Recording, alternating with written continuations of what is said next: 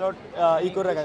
হ্যাঁ, শামসুন্নাহার হলে হচ্ছে শুনেছি যে একটি নির্দিষ্ট দলের শিক্ষকরা ভিতরে প্রবেশ করেছেন এবং এখানে একটা অ্যাম্বায়েন্স তৈরি করেছেন পরিদর্শকের নামে এবং সাংবাদিককে আমাদেরকে বিষয়টি অবগত করেছে।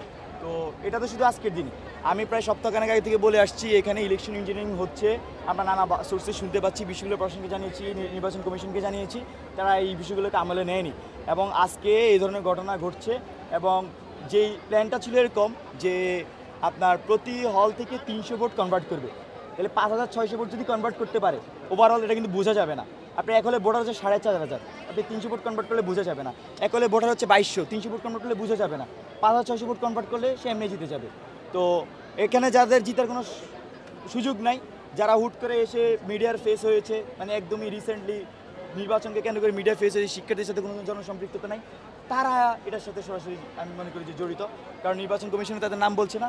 এই যে মাত্র আমাকে বলে গেল যে রোকে হলো তারা এই দেখেছে, মানে সোজা কথা যাদের ইস্টাবলিশমেন্টে তাদের বড় স্টেক আছে বা ক্যাম্পাসে তাদের আগে থেকে শিক্ষক আছে, শিক্ষক কিন্তু আপনি হুট করে পাবেন না, তাদের আদর্শ শিক্ষক থাকতে হবে, কর্মচারী আছে, তারা এই এটার সাথে ইজিলি।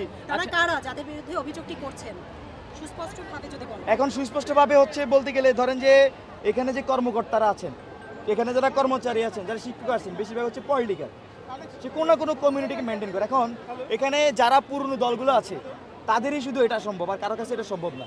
আচ্ছা, আপনারা তো সকাল থেকে ঘুরছেন, তো সেক্ষেত্রে আপনি 3টি হলের কথা বলছেন, আসলে আপনি বলছেন যে শুনছেন, আপনি আসলে আপনার চোখে এরকম কিছু পড়েছে কিনা? ভাই, আমার তো ভোট কেন্দ্রে গিয়ে যে পূরণ করছে এটা দেখেন আমার রাইটস নাই, আমি প্রার্থী হিসেবে ভোট কেন্দ্রের ভিতরে প্রবেশ রাইটস নেই।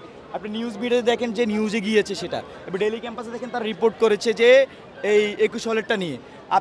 আমি তো সোর্স বলছি, আমি সারা বাংলা সংবাদপত্রের কথা বলছি, সেখানকার যিনি ঢাকা বিশ্ববিদ্যালয়ের প্রতিনিধি কৌশিক, তিনি জানিয়েছেন যে এই শামসুন্নাহার হলের ইউলেপ কেন্দ্রে সেটা ঘটেছে।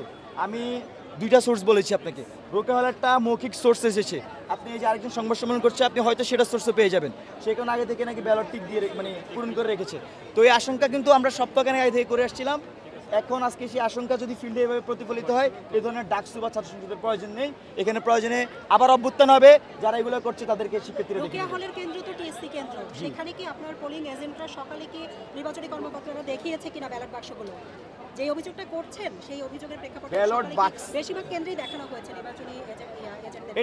এটা আমি ক্লিয়ার না, কারণ হচ্ছে যে আমার তো এখন আসলে সব জায়গায় তো আমরা তো নিজেরা যখন প্রার্থী সব ভোটারদের কাছে যাচ্ছি, এখনো কিন্তু আমরা ভোটারদের কী অবস্থা সেটা খোঁজখবর নিচ্ছি। এটা কথা হয়তো দেখিয়েছে আমার যেটা মনে হয়। সেক্ষেত্রে আপনি কিংবা আপনার যে প্যানেল রয়েছে, পরবর্তী পদক্ষেপ কি হবে আপনাদের? আমরা পরবর্তী পদক্ষেপ সংবাদের মাধ্যমে জানিয়ে দিব। আমরা জিনিসটা আরও তদারকি করছি যে অ্যাকচুয়ালি কী ঘটেছে, কারণ মানে আমরা চাই যে ঢাকা বিশ্ববিদ্যালয় এখানে একটা নিরপেক্ষ একটা ইলেকশন হোক, এটা আমরা চাই, এবং বাংলাদেশের যে গণতান্ত্রিক রূপান্তর সেটা ঢাকা বিশ্ববিদ্যালয়ের হাত ধরেই হোক। আপনি জানেন যে 11 তারিখ জাহাঙ্গীরনগর বিশ্ববিদ্যালয়ে ইলেকশন, 19 তারিখ মানে রাজশাহী বিশ্ববিদ্যালয়ে ইলেকশন।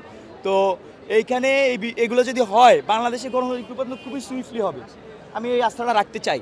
এবং এইখানে যদি ডিস্টার্ব করা হয় জাতি নির্বাচনে ডিস্টার্ব হবে, এটা খুবই সিম্পল, এটা আমরা আগেও জানিয়েছি। তো আমরা জাস্ট আরও ভালোভাবে জিনিসটাকে করে আমরা তারপর আরও স্ট্রং কমেন্ট করছি।